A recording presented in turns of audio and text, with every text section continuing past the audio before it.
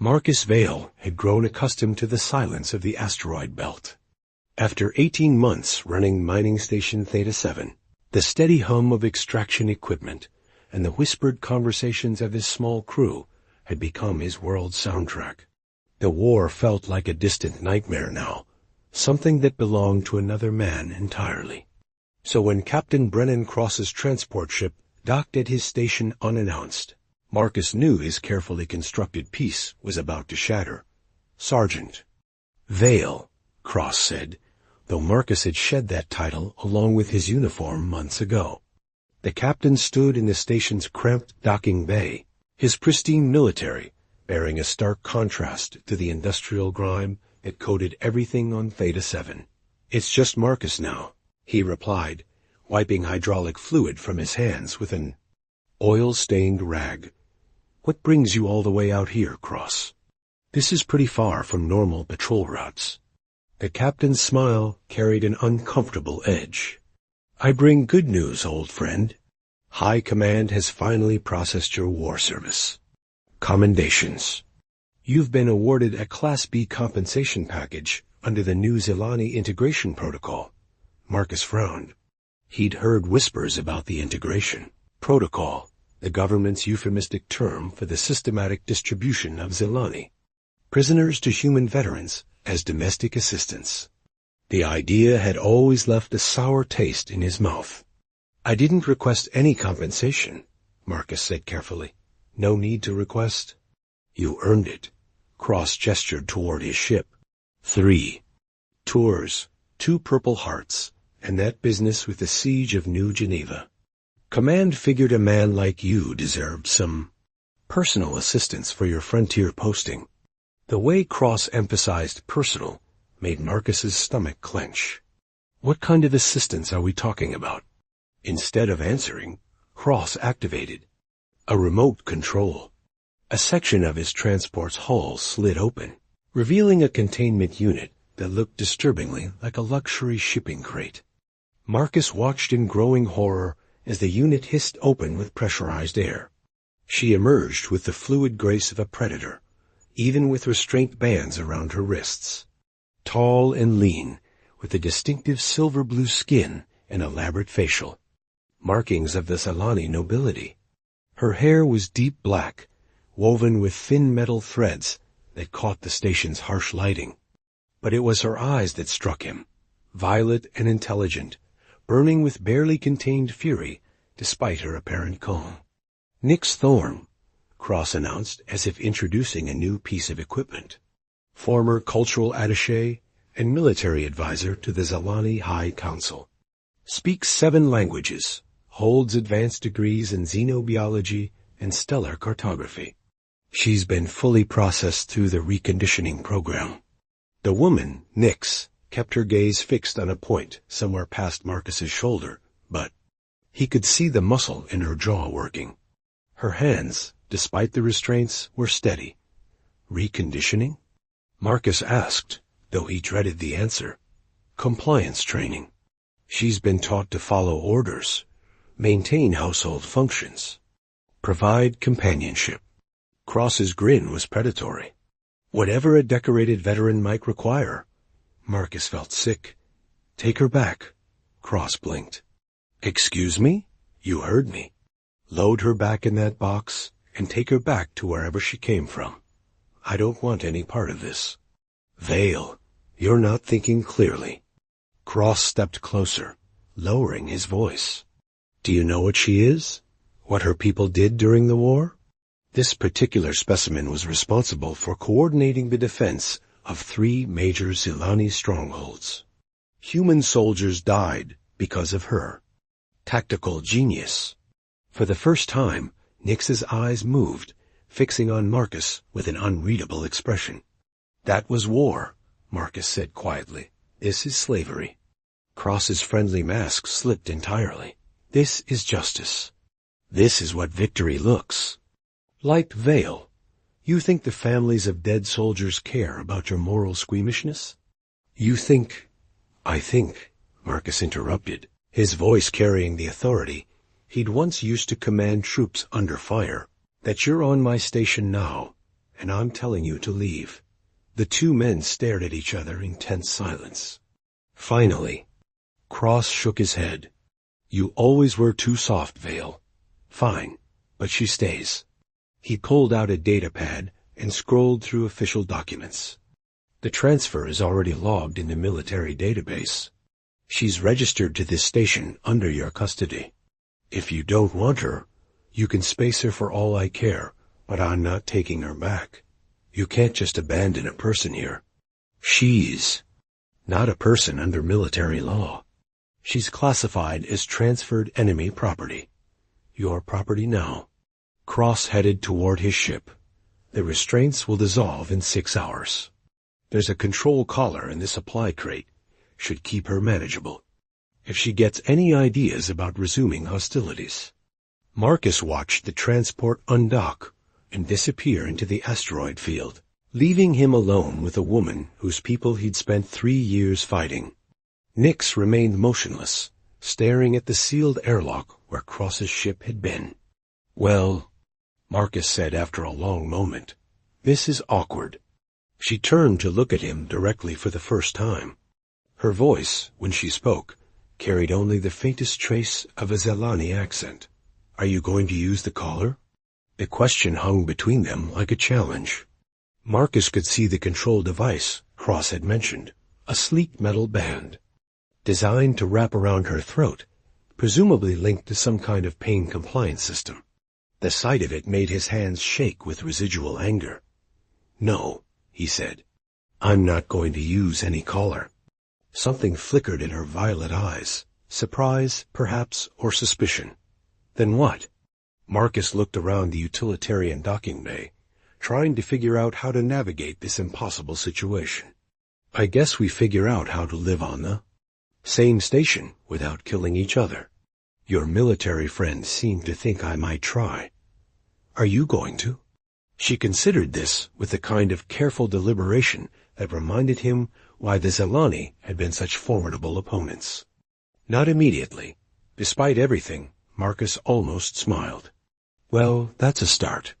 The restraints around her wrists chose that moment to dissolve as promised, leaving faint marks on her silver-blue skin. She rubbed her wrists absently, never taking her eyes off him. "I should probably show you around," Marcus said. "Find you somewhere to ... Stay." She repeated the word as if testing its meaning. "Not quarters befitting a prisoner? Not a cell? Just a place to stay? There are unused crew quarters in Section C. They're small but private." She nodded slowly. "And my duties?" Marcus realized he had no idea how to answer that. The integration protocol presumably came with detailed instructions on how to manage Solani assets, but he'd thrown Cross's information packet into the recycling chute without reading it. "We'll figure that out too," he said. As they walked through the station's narrow corridors, Marcus caught Nix examining everything with professional interest. The power conduits, the life support systems, the structural integrity of the corridors themselves. It reminded him that beneath the fiction of her being his domestic assistant, she was a trained military officer and scholar. The gravitational stress patterns suggest this station wasn't built for long-term habitation, she observed. It wasn't. Corporate mining stations are designed for 5-year operational cycles. We're in year 4. That explains the microfractures in the hull plating near Junction 7. Marcus stopped walking. "You could see hull fractures from inside the corridor?" She gave him a look that might have been pity. "Sound resonance patterns. Your people build things to be functional, but you don't always listen to what they're trying to tell you." For the first time since Cross's arrival, Marcus felt something other than dread about this situation. Maybe, just maybe, he'd been given more than a burden to bear. Maybe he'd been given someone who could help keep his crumbling station from falling apart. The thought terrified him, almost as much as it intrigued him. 3 days into their uneasy coexistence, Marcus discovered that Nix Thorne was possibly the most dangerous woman in the galaxy. Not because she might slit his throat in his sleep, though that remained a possibility, but because she made genuinely excellent coffee. He found her in the station's tiny galley at 0600, standing over the temperamental brewing unit that had been producing what could generously be called caffeinated water for the past 6 months. The aroma filling the air was rich and complex, nothing like the bitter sludge she'd grown accustomed to. "How did you?" he began. The heating element was running at 67% efficiency, she said without turning around. "I recalibrated the thermal regulation and adjusted the extraction pressure. Your previous brew ratio was mathematically offensive." Marcus accepted the cup she handed him and took a cautious sip. It was perfect, bold without being bitter, with subtle notes he couldn't identify, but definitely wanted to taste again. "Thank you," he said, meaning it. She nodded once and moved to leave the galley, but Marcus found himself speaking again. "You don't have to disappear every time I enter a room." Nix paused in the doorway. "I was under the impression that my presence was unwelcome." "My presence isn't exactly voluntary either," he pointed out. "But we're both stuck here. Might as well make the best of it." Something shifted in her expression, a crack in the careful composure she'd maintained since her arrival. Making the best of slavery? How pragmatic. "That's not." Marcus stopped himself before the defensive words could spill out. She was right, and they both knew it. "You're right. This whole situation is wrong. But fighting each other isn't going to fix it." She studied him for a long moment. "What would you suggest instead?" "I don't know yet. But maybe we start by figuring out how to coexist without either of us going insane." The corner of her mouth might have twitched upward. A worthy goal. Later that morning, Marcus introduced her to the rest of his small crew during their daily briefing. Tobias Chun, his chief engineer, was a soft-spoken man in his 40s who joined the mining consortium after losing his family in a Zalani orbital bombardment. Marcus had worried about his reaction to Nix's presence, but Tobias surprised him. "Ma'am," Tobias said simply, nodding to Nix with polite courtesy. "Marcus mentioned you have technical expertise." "Some," she replied carefully. "Our primary extractor has been running hot for weeks. Corporate won't approve replacement parts until next quarter. I don't suppose you'd be willing to take a look?" Marcus saw Nix's surprise at being asked rather than ordered. "I? Yes, I could examine it." What followed was 2 hours of the most technically complex conversation Marcus had ever witnessed. Nix and Tobias dove deep into thermal dynamics, crystalline matrix stress patterns, and quantum resonance frequencies. By the end, they'd identified 3 separate problems with the extractor and developed a solution using spare parts from the station's emergency reserves. "Brilliant," Tobias said, genuine admiration in his voice. "I never would have thought to use the backup fusion chamber as a heat sink." "Your people build robust systems," Nix replied. "They just need occasional creative interpretation." Marcus watched the exchange with growing fascination. In all his years of military service, he'd been trained to see the Zalani as an implacable enemy, technologically advanced, but fundamentally alien. Watching Nix work alongside Tobias, he saw something different, a colleague, a peer, someone whose expertise complemented rather than threatened human innovation. Over the following days, Nix became an unofficial part of the station's operations. She never asked for assignments, but somehow problems found their way to her attention. The hydroponics bay that had been struggling with contamination issues suddenly began producing healthy crops again. The communication array, which had been suffering from mysterious static interference, cleared up after she spent an afternoon recalibrating the quantum filters. "She's remarkable," Tobias told Marcus during their weekly maintenance review. "I've worked with Xenotech specialists who couldn't do half of what she's accomplished here." "Yeah," Marcus agreed, though his reasons for finding Nix remarkable extended well beyond her technical skills. he'd begun to notice small things about her. The way she unconsciously traced the intricate markings on her left cheek when she was thinking deeply. How she always positioned herself with her back to a wall during meetings. Old tactical habits dying hard. The soft, melodic sound of her voice when she sang while working, usually in what he assumed was her native language. Most of all, he noticed how she never quite relaxed. Even during their increasingly comfortable conversations, there remained a tension in her shoulders, a watchfulness in her eyes that reminded him she was always prepared for the situation to change, for kindness to transform back into cruelty. Breakthrough came during their second week together, when a cascade failure in the station's life support system threatened to overwhelm their air recycling capacity. Marcus and Tobias were deep in emergency protocols when Nix appeared in the control room.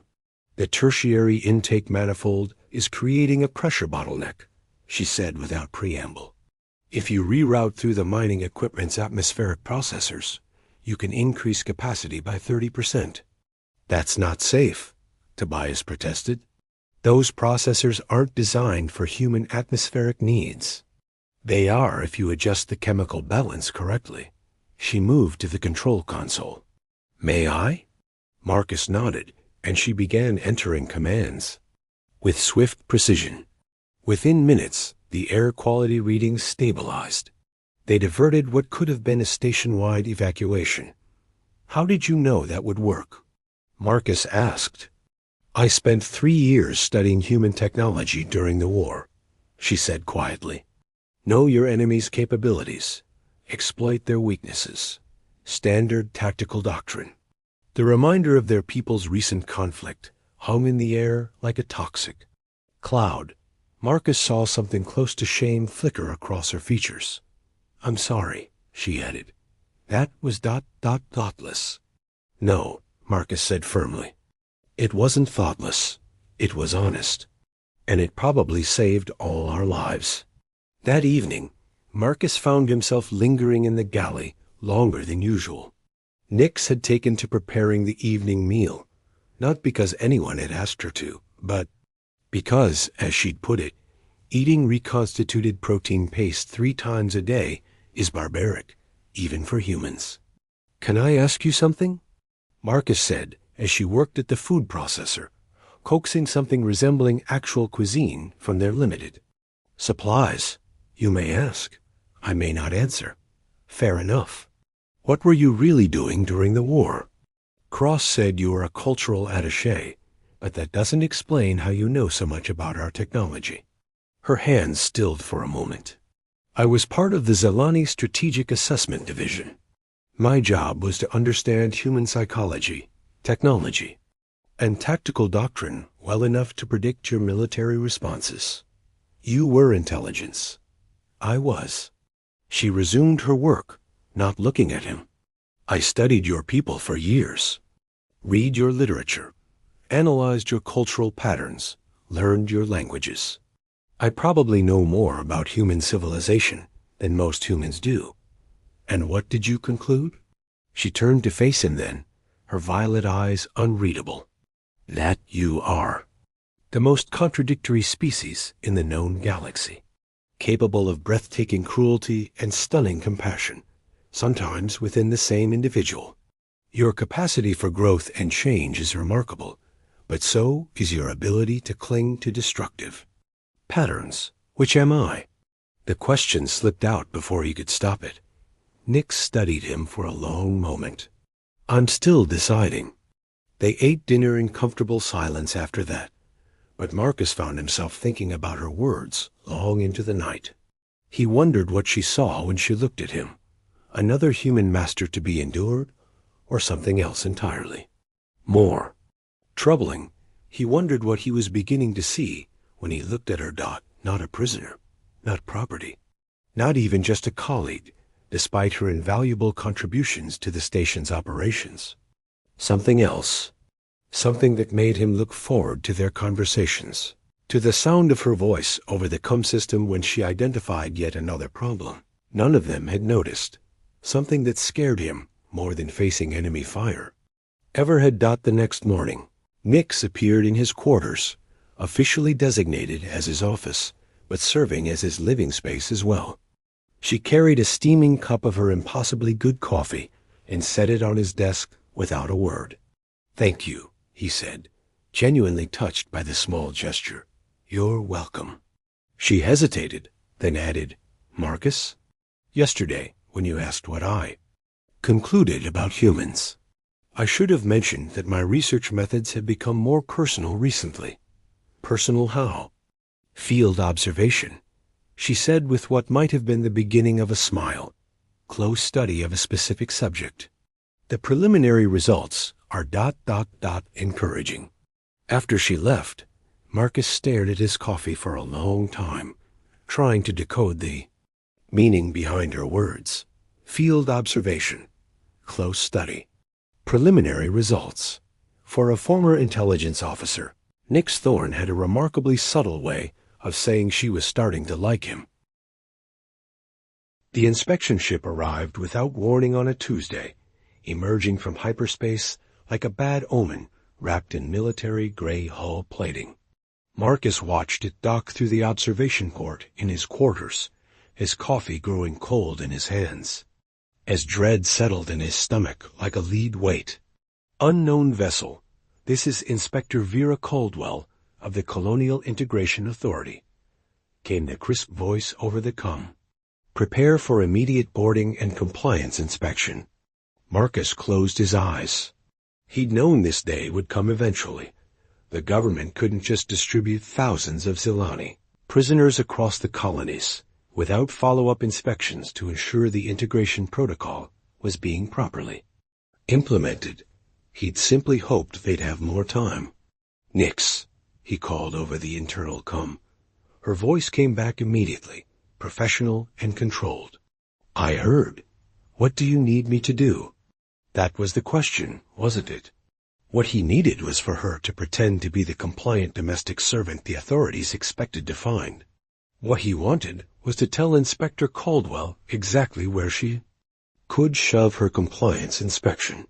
What he feared was that either choice would destroy the fragile trust he and Nix had built over the past month. "Meet me in conference room B in 5 minutes, he said finally. "We need to talk."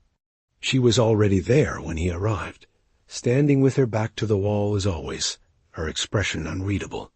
But he'd learned to recognize the subtle signs of her emotional state, a slight tension around her eyes, the way her fingers traced the markings on her cheek when she was thinking. She was scared, he realized, trying not to show it, but scared nonetheless. "How bad is this going to be?" he asked. "That depends on what kind of inspection she's conducting." Nix's voice was steady, but her knuckles were white where she gripped the back of a chair. "If it's routine compliance verification, she expect to find me performing menial tasks, speaking only when spoken to, showing appropriate deference to your authority. And if it's not routine, then she's looking for violations. Unauthorized fraternization, evidence of resistance activities, signs that you've been too lenient in managing your assigned asset." The clinical language made Marcus's stomach turn. "Asset, right." They stared at each other across the small conference room, both understanding what was at stake. The comfortable partnership they'd developed, the easy conversations, the growing warmth between them, all of it would have to be hidden behind a performance that reduced Nix to property and Marcus to her owner. "I hate this," he said quietly. No." Her voice was gentle. "But if we want to survive it, we have to play their game, at least until she leaves." A soft chime indicated someone requesting entry to the docking bay. Marcus straightened his shoulders and tried to find the military bearing he'd spent months trying to forget. "Showtime," he muttered. Inspector Vera Caldwell was exactly what Marcus had expected, a middle-aged bureaucrat with steel-gray hair, a perfectly pressed uniform, and the kind of cold efficiency that suggested she'd never met a regulation she didn't love. She swept into the station with an aide carrying an armload of scanning equipment and recording devices. "Mr. Vale," she said, not offering to shake hands. I trust you received the notification of this inspection. I'm afraid not, Marcus replied, trying to project calm authority. Our communication systems have been experiencing some interference. Caldwell's aide made a note on his datapad. Failure to maintain adequate communication infrastructure. Possible violation of colonial safety standards. Now see here, Marcus started, but Caldwell cut him off with a raised hand. Where is your assigned Zelani asset? Per Integration Protocol Section 12.7, all assigned personnel must be immediately available for inspection. Marcus keyed his comm. Nix, report to the docking bay. She appeared within moments, and Marcus had to admire her transformation. Gone was the confident technical expert who'd been helping run his station. In her place stood a figure of calculated submission, eyes downcast, shoulders slightly hunched, moving with the careful steps of someone afraid of giving offense. Asset designation Nix Thorne, Caldwell read from her datapad. Former military. Intelligence operative, assigned to Station Theta 7 under Class B compensation protocol. She looked up at Nix with the kind of clinical interest someone might show a lab specimen. You may approach. Nix stepped forward, keeping her gaze fixed. On the floor. Yes, Inspector. Compliance assessment. Verbal component. State your primary function. I serve at the discretion of my assigned handler in whatever capacity he deems appropriate. Nix recited in a flat, emotionless tone. Marcus felt sick hearing those words in her voice, but he forced himself to remain expressionless. And what? Tasks have you been assigned? Food preparation, basic maintenance duties, administrative assistance as required. Caldwell made another note. Mr. Vale, you're aware that Class B assets are authorized for additional companionship duties? The implication in her tone was unmistakable. Marcus felt heat rise in his cheeks, but managed to keep his voice level. I prefer to maintain professional boundaries, Inspector. How progressive of you. Caldwell's smile was sharp as a blade. Though I should point out that underutilization of assigned resources is itself a violation of protocol. These assets are provided to reward your service, Mr. Vale. False modesty serves no one. Over the next 3 hours, Caldwell conducted the most thorough and humiliating inspection Marcus had ever endured. She examined every aspect of the stations. Operations, questioning each of his crew members about their interactions with Nix. She reviewed work logs, meal schedules, and sleeping arrangements with forensic attention to detail. Through it all, Nix maintained her performance flawlessly. She spoke only when directly questioned, kept her eyes downcast, and moved with the careful deference of someone who understood their place in the hierarchy. But Marcus could see the cost in the tight lines around her mouth, the almost imperceptible tremor in her hands when she thought no one was looking. The worst moment came when Caldwell demanded a demonstration of Nix's domestic skills. Marcus watched in growing fury as the inspector ordered Nix to prepare a meal, clean a section of corridor, and recalibrate a minor sensor. Array, tasks designed not to assess her competence, but to emphasize her subservient status. Adequate. Caldwell pronounced when Nix completed each task with quiet efficiency, though I notice a certain mechanical quality to her responses.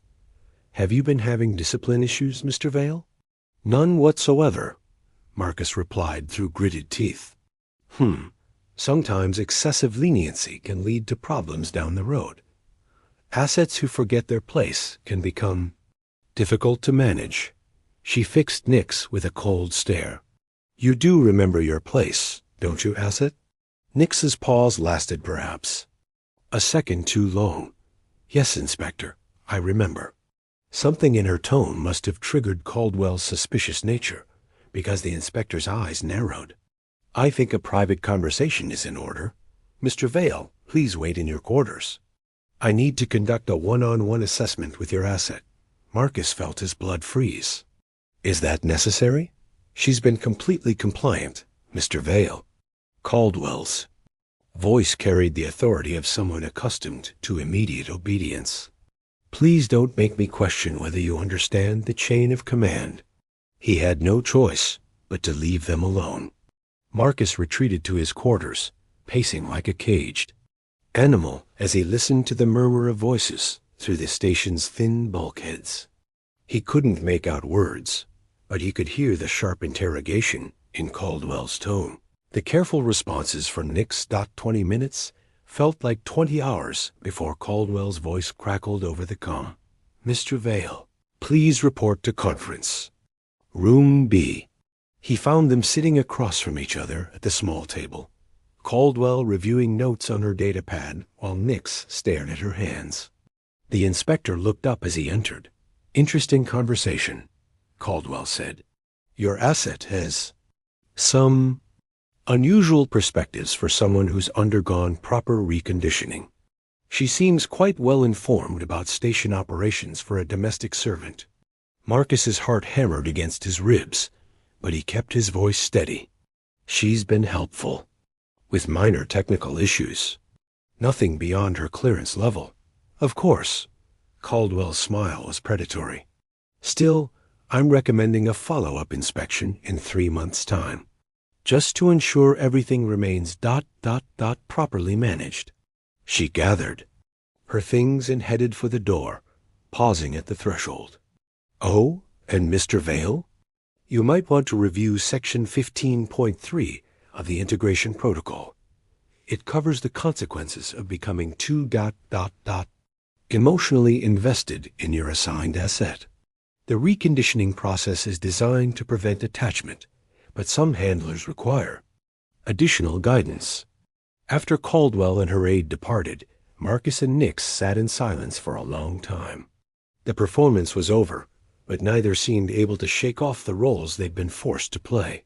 Finally, Nix looked up, and Marcus saw something broken in her violet eyes. I hate myself for being good at that, she said quietly. You did what you had to do. We both did. Did we? She stood abruptly, beginning to pace the small room. Do you know what she asked me in there, Marcus? She wanted to know if you'd been taking advantage of your privileges. If you'd been using me for the companionship services I'm supposedly designed to provide. Marcus felt sick. What did you tell her? I told her the truth, that you've treated me with more respect and dignity than I expected from any human. Do you know what her response was? He didn't want to know, but he asked anyway. What?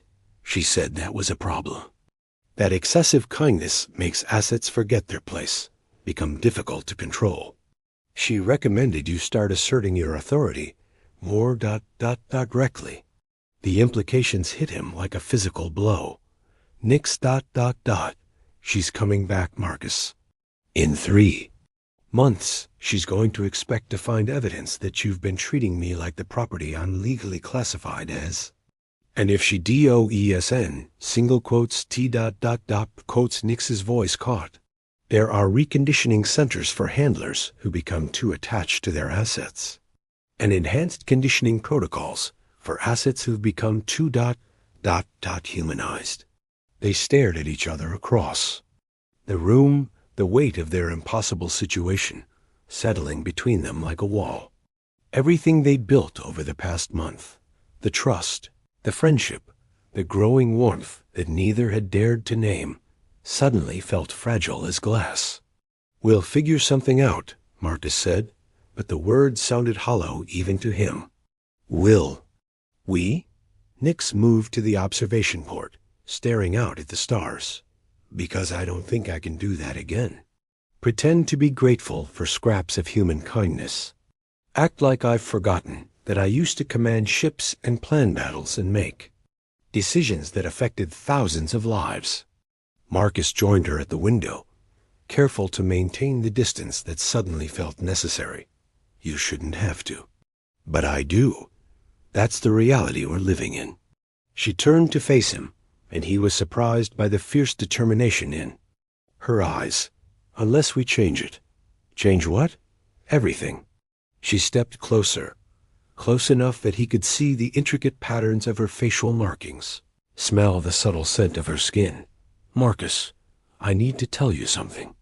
Something I should have said weeks ago. His heart began to race. Nix ... I'm not grateful to be here. I'm not thankful for your kindness or impressed by your moral superiority. I'm angry and frightened and desperately homesick for a world that may not even exist anymore. She paused, searching his face.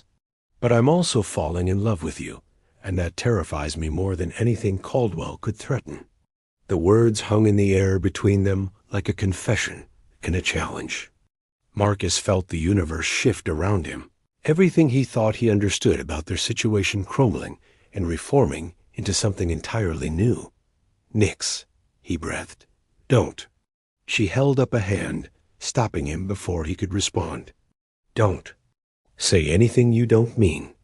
Don't make promises you can't keep. Just ... Think about what I said. Think about what you want our future to look like. She left him standing there, staring out at the stars and wondering when exactly his carefully controlled life had spun so completely out of his grasp. 3 months until Caldwell returned. 3 months to figure out how to save the woman he was finally ready to admit he loved. 3 months to find a way to be free.